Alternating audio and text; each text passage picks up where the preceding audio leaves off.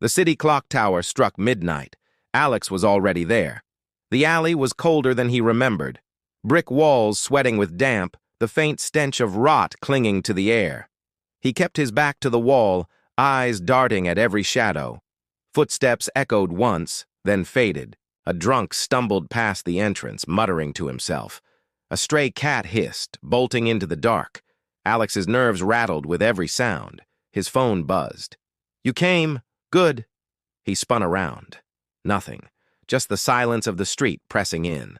Another buzz. A photo appeared. Grainy. Taken seconds ago. It was him, standing right there in the alley. Alex's stomach dropped. Whoever was watching was close. Maybe above him, maybe hidden in the dark. He couldn't tell. The phone buzzed again. "Not yet. Soon." The message vanished as quickly as it appeared. Deleted. Gone. Alex's breathing quickened. He searched the rooftops, the windows, the corners. The alley seemed to grow longer, stretching into a tunnel of shadows. Finally, a voice. Low, distant, impossible to pin down. "Not tonight, Alex."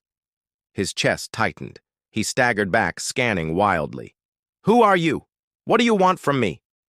But the alley swallowed his words. Only his own echo answered. Then silence. He pulled out his phone. No signal. Of course there was no signal. What was he, 50 feet underground? He scrambled for the exit, relief flooding in as the brick walls gave way to the night. He ran, not daring to look back, not daring to see if he was being followed. He didn't stop running until he reached the relative safety of his apartment building, the glass doors sliding open to reveal the dimly lit lobby. He was safe, at least for now, he told himself, pressing the elevator button, his hand shaking. What was that voice? Why did they send that message? Was it a warning or a threat? And who was watching him? He stepped into the elevator, its familiar confines suddenly feeling like a claustrophobic box. As the numbers flashed past, each floor bringing him closer to his apartment, he couldn't shake off the feeling of being watched, of something sinister lurking just outside the elevator doors. When he finally reached his floor, he practically flew out of the elevator, making it up the stairs 2 steps at a time. Only when he had the door to his apartment in front of him did he allow himself to lean against the wall, sliding down to the floor. He pulled off his mask, revealing a face pale and etched with worry.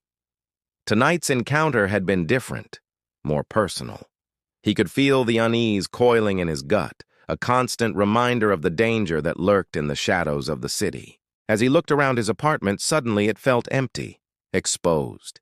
He needed to leave, to get away from this suffocating feeling of being watched. But where could he go?